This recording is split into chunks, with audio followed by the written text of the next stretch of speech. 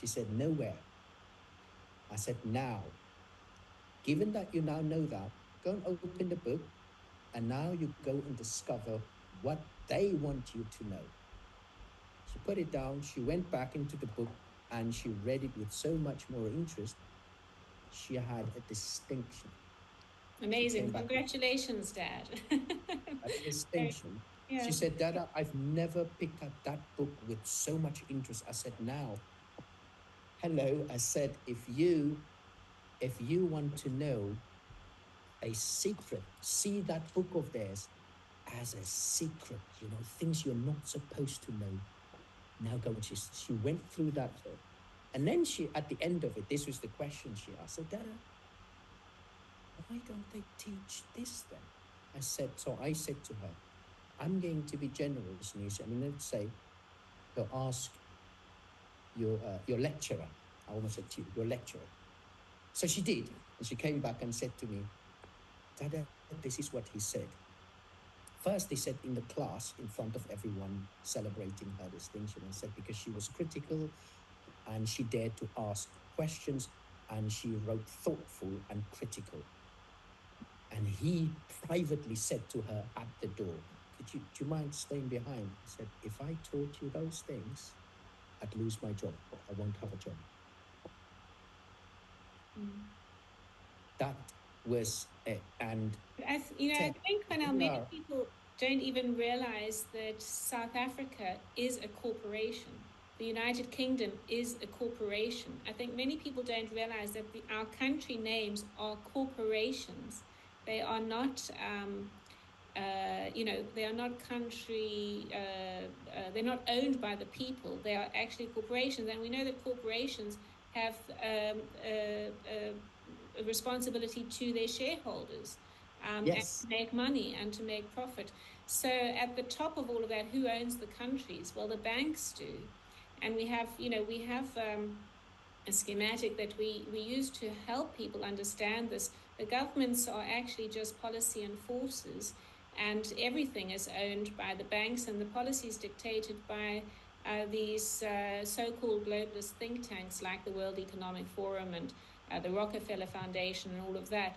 So this is such an important concept. We need to get people to recognize that by the very structure of our countries and our governments, they are not designed to serve the people. They're designed to serve corporations.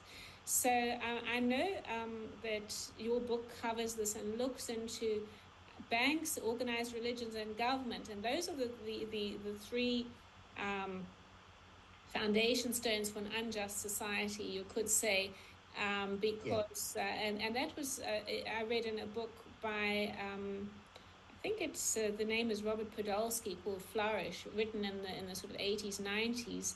I don't think he's around anymore.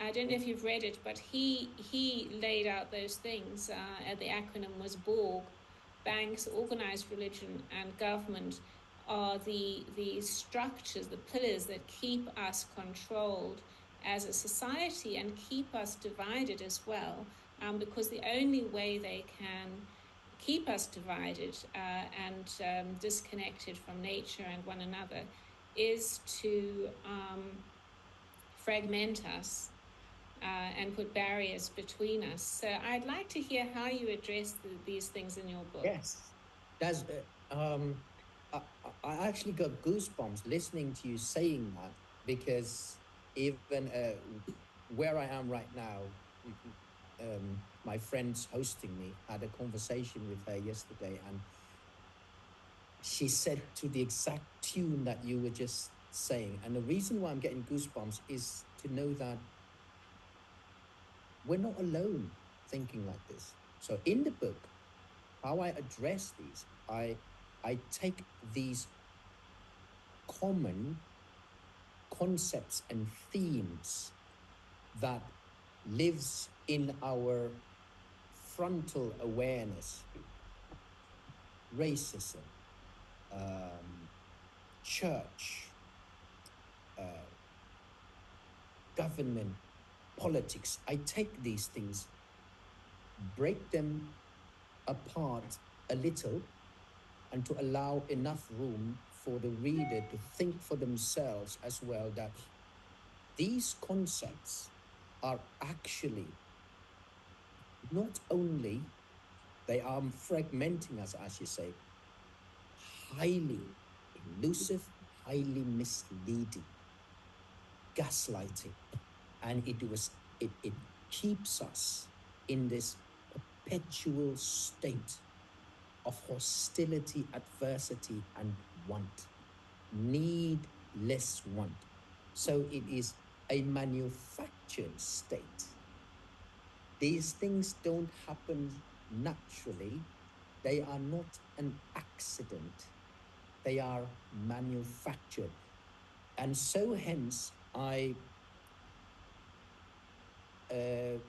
politely confront the reader to look into the mirror of elephant in the room that we think, oh, no, it's going to make me unpopular to say this or to even talk about this.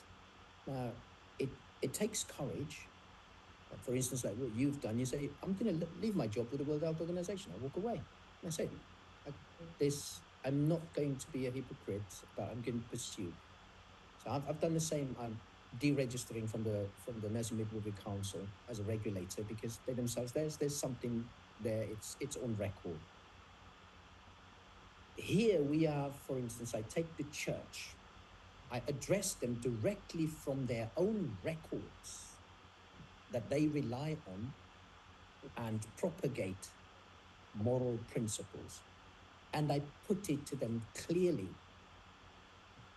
not as some irrational challenge, but rationally. This is what your document states. They call it verses. In law, it's called sections. So I say, all right, let's draw to this point of your document. And I use that, for instance, Matthew 6, verse 24. According to your document, it states, and that you advance to all your members, that you are not to serve two masters. No man shall serve two masters, for either he will love the one and hate the other. And then it goes on to draw the distinction between these two masters. You cannot serve God and Mammon. So then I look further in, okay, which is the favorable, the one they favor? The church favors God, and then it identifies Mammon, and in other translations it refers to Mammon as money. So it's thus as God and money are not together. God does not want the money. He says money needs to go. So if God is the baddie, then money should prevail and everyone should participate in it.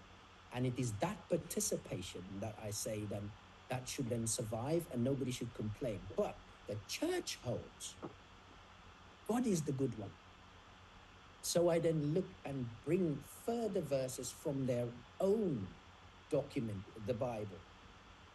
This is what is further stated. So where is the application? And in terms of that application, so it's not just a critique without fundamental basis drawn from their own document. I then take it further in another chapter where I talk about knowledge and power. Whereas we have been, there's this common statement that knowledge is power. I have personally come to learn, and I generously share that in my book, that I found knowledge is not power. It is the application of that knowledge. That is the power. And I define what knowledge is, what power is, and you can see the effect of both. And it is where we apply that there is